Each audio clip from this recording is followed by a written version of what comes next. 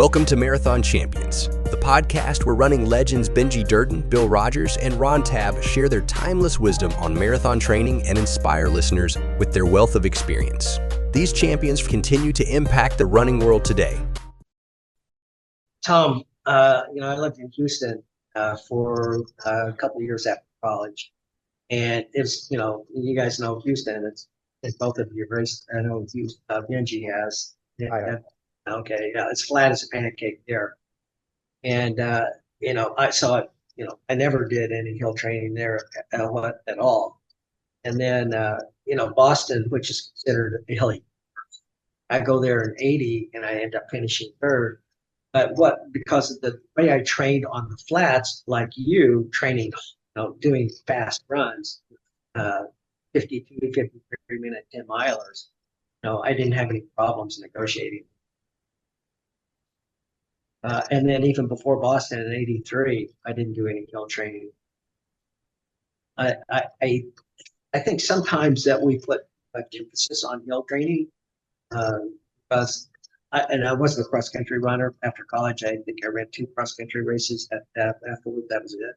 And, again, it was a attaboy, good job. I wasn't interested. For me, hill training was something I did when I started feeling kind of flat. So you did a lot of hill training or just? No, I didn't do a lot. If I was, it'd be something I'd do when I felt like I needed it. I'd start feeling kind of flat, like I'm just not, I don't have the zip or whatever. I'm not sure what I meant by flat, but in my mind, I said, okay, I'm kind of flat and I'll do hill training. And I probably never did more than 3 or 4 weeks in a row. Whereas these days we do hill training once a week, simply because otherwise we lose what a little bit of speed we have left. Yeah, so you did most of your training though during your glory days. Benji, you were in Atlanta, weren't you?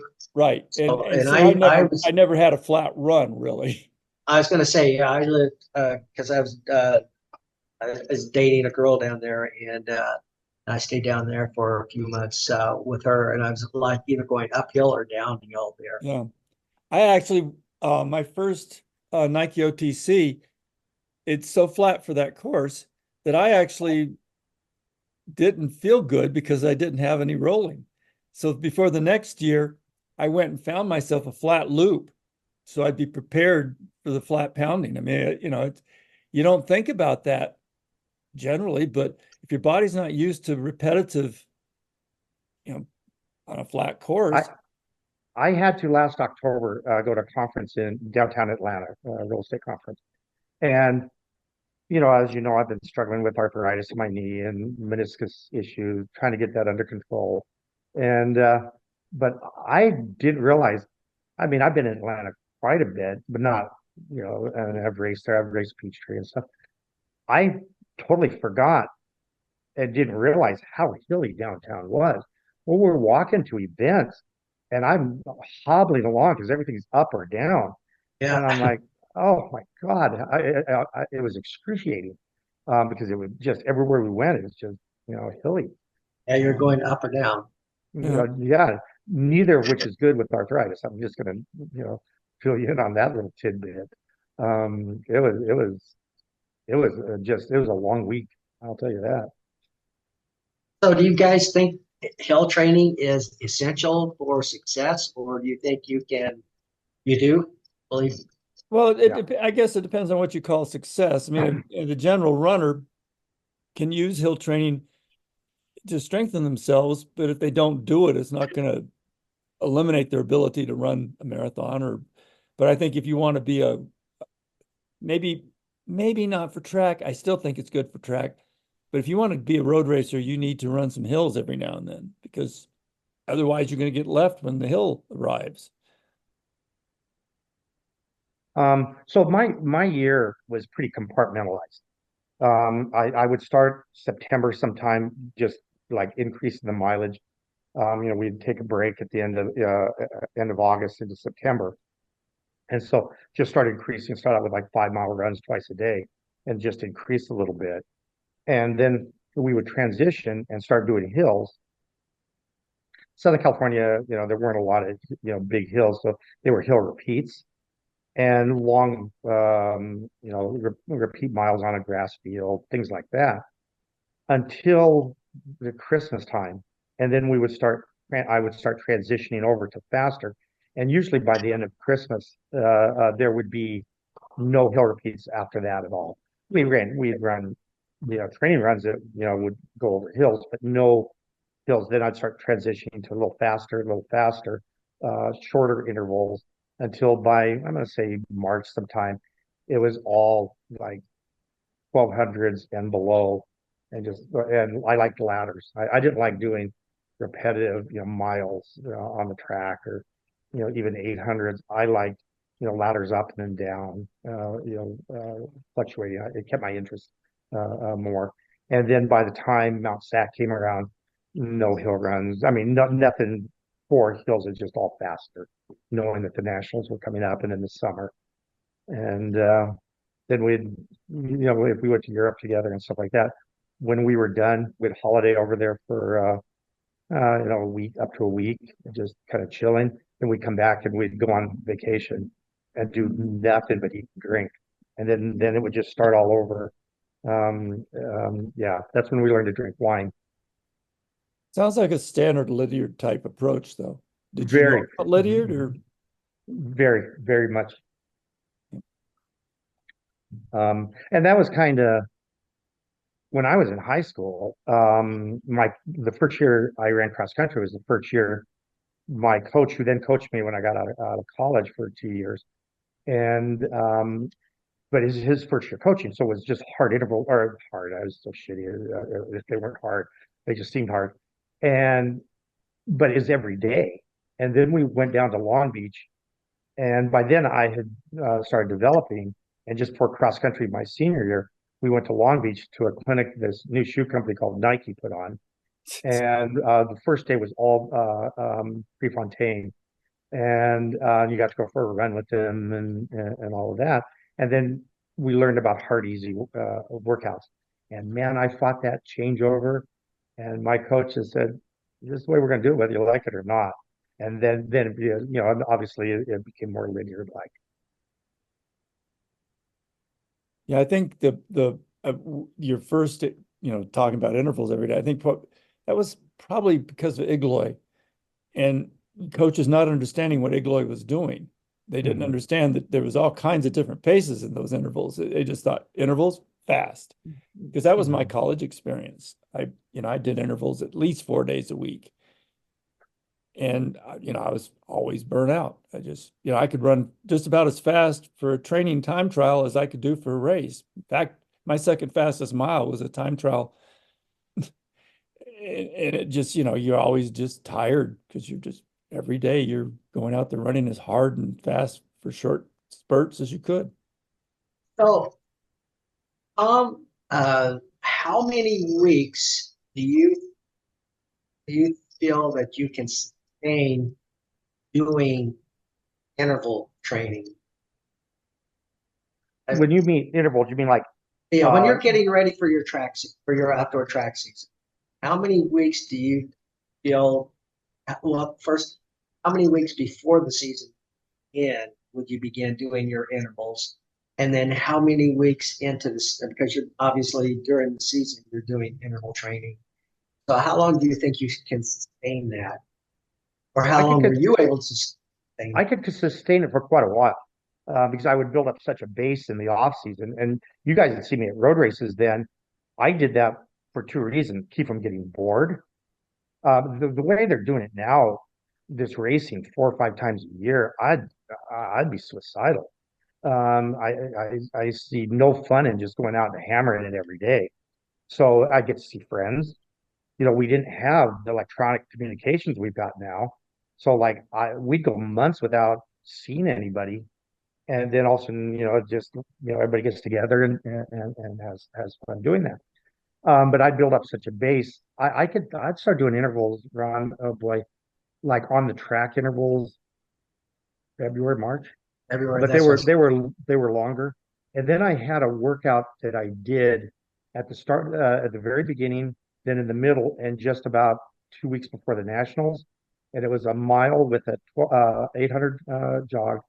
Then it was a 1320 or 1200 with I think a 400 400. jog, Yeah. 800, and then a 400. And I could tell my progression, and that was always my last hard workout before the nationals or before the big meet, if it was the trials. So how many days before? 3 days before? Four Oh days no, it before? is over a week. It took a lot out of Oh, me. Yeah, okay. yeah. I mean, I think I did my best on it was like 412, 258, something like that. My 800, I was pretty, thrashed by then. And so I would run, right at two. And then I would run like 53, 54. So was this for your 10,000, getting ready for the Yes, 10,000? yes. Okay. Yeah. But all, So, but all that was for was so I knew I was progressing and it would give me confidence going into it. I'm like, okay, I knew I was ready. That was it. So how many times did you do that? Three Just times, three times a season, so I didn't burn out on it. okay. That just as we started out, like I do a couple weeks of like 800s and stuff like that, get the turnover going, and then then I do it, right around Easter, and then I would do it, another 2 months later, a month and a half later, and that's when I knew that I was ready. Now, if the marks didn't go well, the last one, I knew it could be a long summer. There's no doubt about it because that was the workout that I did. okay, so for cross country, now you guys, I know both you and Ruth have done some coaching. Ran, you said. We talked about this in our last, when we were talking just a few days ago. Mhm. Uh, so be doing intervals in July and August. Have your cross country state championships in November. You wouldn't have would you have your athletes doing speed stuff right now? Maybe some light part, like steady states. Steady state. Um, Yeah. yeah, but no, not now. Not even. I mean, they're here. Well, we'll be in Mammoth later this week. Thanks for fitting me in before we got up there. But there will be a lot of teams up there, and we've talked to some, and every now and then we hook up a talk up there, and you'll see them. They hammer it out pretty good, but that's like the transition point where all of a sudden they're going to go from just mileage in the summer and we had we have Great Oak High School here, which ended up winning the nationals a few years ago. Ruth actually is an instructional assistant at that school, but they would do 100-mile weeks in the summer here, and we Talking have about high school kids doing 100-mile weeks. yeah, and you'd see them around town, and it was like the Bataan Death March, and that's right. They all had to have a Garmin watch, and they had to turn them in. The coach looked at that. They had some workarounds, okay, they would have a sacrificial lamb that would wear 15 watches, and they go to the swimming pool just to survive. But 100-mile weeks in high school, and you're talking altitude also. well, not in Mammoth. They go up for 5, 6, 7 days. Oh, okay. But they're here, and Temecula is relatively rolling hills. Yeah. There's no real flat places to run here. Um, so you'd see them, and I'm telling you, they just be slogging along, and you felt sorry for them because it could be 95 degrees. Now, 95 degrees here is relatively dry, but It's it's still hot. hot. It's still hot. It's It's just hot. hot. Plus, they would do an hour of stretching and drills beforehand, which I don't get, and nor does Ruth get this An hour, an hour of an hour warm up, basically. hour warm up, and then they get done at like pushing noon, and they'd start out at 7 in the morning. We don't get this all at the high school level, all of this alternative training, drills and all that. I got an idea. Go run, just go run, have fun with it. Because most of them are never going to do anything after they get out of high school. It's more social for them. And so Have any why? of these kids gone on to be well-known runners of any sort? No, no. When you're doing 100-mile weeks, you're burned out by the time you get out of high school. I mean, We know coaches that wouldn't recruit for there. They're like, where do we take them? What are we going to take them to? 140 miles a week? What are we going to do? There was a girl that at Murrieta Valley High School was the school around here. And there was a girl that went to Colorado and they won the nationals. And she wrote back to her friends, said, the training in Colorado is easier than our high school training. And they won the nationals for women cross. And she just thought it's easier than the high school training. And I don't get that. I mean, you guys, I mean, went on to like just unbelievable marathon and long distance careers. What was the most mileage you did in high school in a week? Probably did 25 to 30 miles a week for a good Yeah, week. I was probably Of course, I wasn't very 30 to maybe 30 to 40, maybe. Same. Probably not that. yeah. I didn't have any high school coaching. I had high school coaching, but it wasn't any good. The craziest thing we did in high school, I don't know where they got this idea, but they made these handles they put on the back of a truck. And they What? somehow decided that if we could Handles? run 4-minute pace, we'd learn to run 4-minute pace. And I ran like a 355 mile hanging on to the back of a truck, bounding in the air, trying not to die. Yeah, we weren't that sophisticated like they are Yeah. now. But it was fun. You know, I see these kids, these drills that they do, and they just go on endlessly. And I'm like, make it fun so that you want to compete when you get to college. And that's got to be somewhat fun, because it keeps whittling down to the elites. And but when they're doing 100 miles in high school, Yeah. I just don't get that. Um, It becomes a and we go to these job, camps, and there's no point in it being in, I mean, high school, you're not supposed to be working. You're supposed to be studying and learning and developing, and yeah, it's just nuts. yeah. And so look at your credentials, and you guys did the same mileage I did. Actually, maybe a little bit less than we did in high school. And now the worst part, because we would run early in the morning, we'd do 2 days, hell week, and then we'd run at like 6 o'clock at night, which was still, you've been to Vegas, it's pretty hot in summer. Yeah. But then when school started, we started at 3 in the afternoon. It was 115. But that's what we had to work out. Yeah.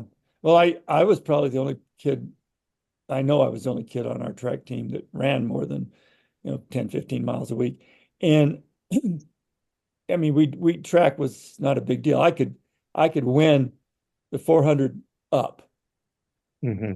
And and most of my ability as a racer in high school was due to all the races I ran. We ran races 2 to 3 times a week. So you've got a new title, Benji Durden, 400-meter runner. I ran 49. Did you really? Yeah. Dang. I Really? won a couple of 400s in high school. Wow. 49. I mean, I would have. I'm surprised you never broke 4 minutes for the mile. Well, I Because had bad coaching. By the time I got I was just going to say, if you had the right coaching, you would have run you would have easily run under 4 minutes. well, that's what I'd like to believe, but I There's never no reason really that you learned to shouldn't. tolerate I mean, lactate. yeah, there are a lot of guys that can't run that fast, that can't break 50 seconds that have run under 4 minutes. I mean, I could run Most of them. 55 at the drop of a hat. What's that? And I could run a 55-second 400 almost any time. Didn't matter where it was in a race. I could go to 55 seconds and stay there. Wow. That's impressive. That is, yeah, I'm impressed. That is really impressive. I think I I ran didn't a like to 50. do that. My preference was the long drive. In a marathon, if I was, people were still close to me, I'd like to try to put in like a 2 or 3 mile drive.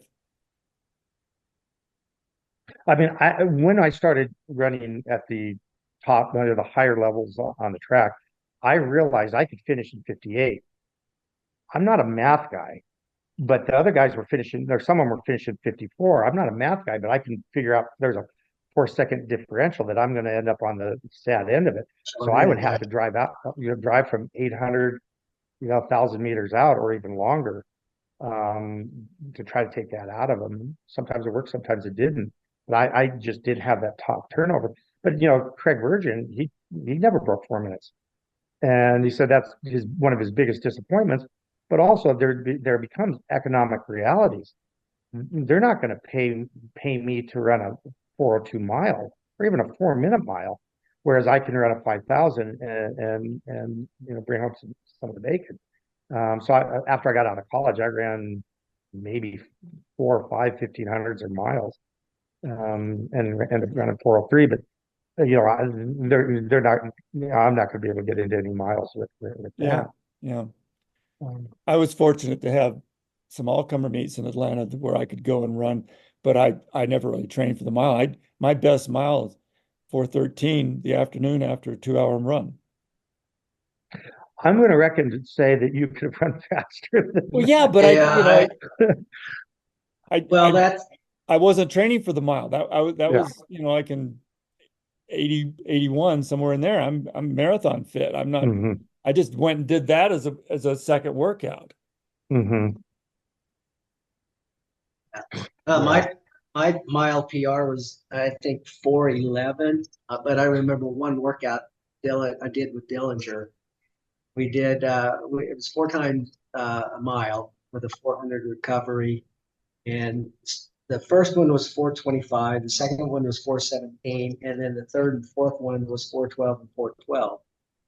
And so I mean, obviously, I could have run much faster than Yeah. 4:11, but you have to have the opportunities. Just for Yeah, some, yeah, Correct. you're not going to as do it really on your own.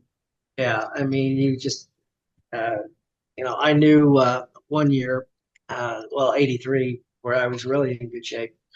That I went to Bill and I said, hey, he wanted me to run 10,000. I was getting ready to go to for a marathon down in Australia.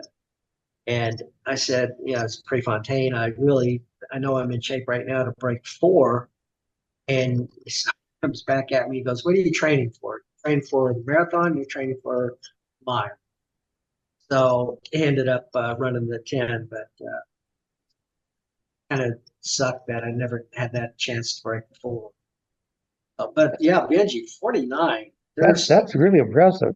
I I was mean, like 50 high in a yeah, relay. I was 52, and I was, I thought I had pretty good leg speed on it. 49, that's just it. I'm trying to think. So the guys that were in front of you in the marathon, I guarantee you, Alberto couldn't run that fast. I Yeah, but guarantee you. it's just because I could do that doesn't mean it made me a better marathoner. I was a Well, it marathon. didn't. It didn't hurt. No, it didn't hurt. But my Yeah. point is, I in high school I was an all event man. I would run the 800, the mile, the 2 mile, and anchor the mile relay after I'd run all those other things because I was basically the points guy. And I could run 23 something for 200. It just, I had good speed, but I had poor coaching. And it wasn't until I learned, basically the Bowerman approach to training, and that was more by accident than anything, that I finally became a quality runner. It, I think it was 75 is the first time I broke 5 minute pace for something longer than a mile, really. My 3 mile in college was mid to upper 15s. I didn't have no aerobic base at all. So I ran the mile at is either the Stanford Invite, which was, a precursor to what that's become. Mm-hmm. And it might have even been because it's at the same time they had the Martin Luther King Games at Stanford. So some of the events were MLK, some were, Stanford. And I won the mile up there, but I had to pay my own way. I just got out of college. I had to pay my own way up there. But Duncan McDonald was going to be in the race, and he was pretty fit. And a guy named Mark Schilling, and Schilling had the California state mile record has to be set in the state meet, and he had the state record from 72 until Fernandez broke it in an amazing double 10 years ago, 12 years ago. And then he got second to Amon at BYU in the 1500 in the NC. And I knew Schilling was there. And but we went through it 308.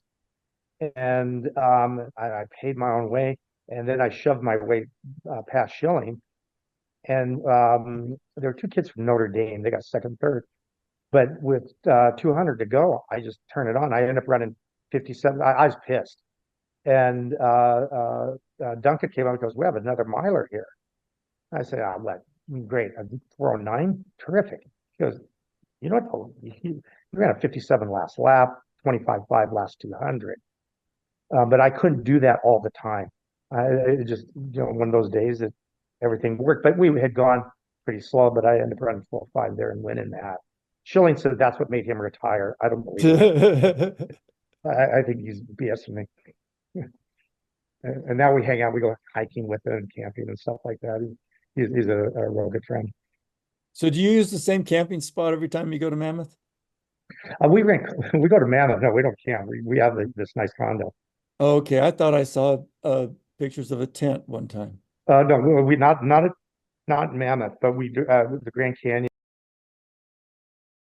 We tent camp, but we rent a condo for Yeah, 10 nights. that And it turns would out, be our approach.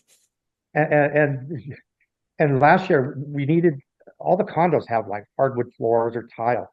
Well, Ruth had just had knee surgery, and so she needed to be on carpet to stretch. So we found this one in our favorite development, but it's a little more expensive. We did it. We were just like, I like this. So we texted them. Alcohol may have been involved. We found their phone number. And I texted them and said, just want to let you know, one of your tenants was on the 1984 Olympic team. And, you can look her up. At that time, the trials race was on, it's been taken down. I think the guy closed his channel. But the ABC telecast, and she texted back. We didn't know if it was a landline that we found or what. She texted back. She goes, "Oh my God, my husband's a huge track fan." So a half hour later, when he got home from work, she's like, "Oh, we've been watching that. And we've become friends." And we still go through the rental agency, but they cut us a sweet deal this year. And we text all the time, and they like our favorite winer here is Wilson Creek. They like Wilson Creek wines, so we just sent them a care package recently, and they've never been to Temecula. We told them, "Come on down. We'll host you out at Wilson Creek, and stuff like that." So it's become a friendship just because of Ruth having been on the team. And then when we're up there, we spent some time with Dina Castor and Andrew. They love great wine, so we fit in really well with them. Changing subjects here a bit. Looks like you kind of retired in '87. Is that true? Yes, I had a broken foot, and it took 2 years to heal. And when it was finally healed, I just didn't want to do it anymore, Benji. I didn't want to, put in all the work. I actually don't like to fly, which is kind of funny. But the thrill was gone by then, and I just didn't want to put the work in. I was starting my real estate career, so Ruth would run, then she'd retire, then she'd run again, she'd retire, and she's been in and out of the sport so many times, but she's out for good now. She's not going to come back. Yeah. Well, I would think with the surgery, it probably. Yeah, no, what's funny on that? I took her. She'd never hiked before, and I'd already gone rim to rim in the Grand Canyon, and I tried going up Whitney, and my son got sick, altitude sick. So I took her on a hike, and we went 14 miles in the hills around here. It is summer; it is pretty hot. We got back to the car at 14 miles. It took us 6 hours, something like that. We stopped and eat and all that. We got back to the car, and she has her hands up when we get to the car. I go, "What's that?" She goes, "I've never done anything athletic for 6 hours. I'm so proud of this." And now, if I get this knee under control and drop some weight, she said next year she'll go rim to rim with me at the Grand Canyon, which is, my one of my favorite accomplishments that I've done. I couldn't do it because I'm big open space drops bother me. There's times on there I'm holding up against the wall, creeping down because it's like 1,000-foot drop, 8 feet away. But the heat down at the Colorado River. I mean, the first time I did it, it's 107 degrees down there when we went through, and I thought this is madness, but that's a happy place for me. Yeah. I wonder how much it's changed in recent years. I don't know anybody who's been down there lately, how hot it is these days. Yeah, it's hot. They've still got they're redoing the water line, Hmm. and but there's Phantom Ranch down there, so you can get Hmm. food down there and Yeah. like chill out for a while. They tell you, but in the summer between 10 and 4, don't hike. It's just too harsh. So, And they yeah. they have people that check out, guide in the summer because Yeah. they don't heed the warnings. Pretty dumb.